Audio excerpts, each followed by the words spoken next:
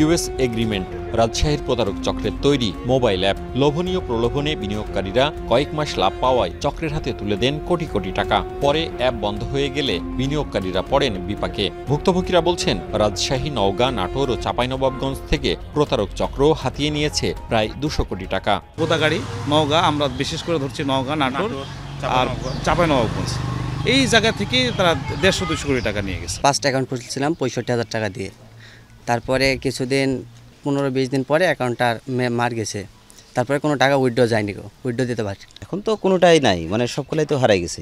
আপনার 5টা অ্যাকাউন্ট ছিল 1,20,000 মতন, সবটাই চলে গেছে। বিনিয়োগের বিপরীতে মাসে মাসে লাভ, সেই সঙ্গে সোনার গহনা ও আইফোন জেতার সুযোগ। এমন প্রলোভনে রাজশাহীর বাঘায় BDDAI নামের আরেক কথিত অ্যাপে হাজার হাজার গ্রাহকের কাছ থেকে শত কোটি টাকা হাতিয়ে নেওয়ার অভিযোগ উঠেছে স্থানীয় শিক্ষক সাইফুল ইসলাম, সিরাজুল ইসলাম সহ কয়েকজনের বিরুদ্ধে। ভুক্তভোগীরা এ নিয়ে উপজেলা প্রশাসনে লিখিত অভিযোগ করেছেন, তবে অভিযুক্তরা পলাতক।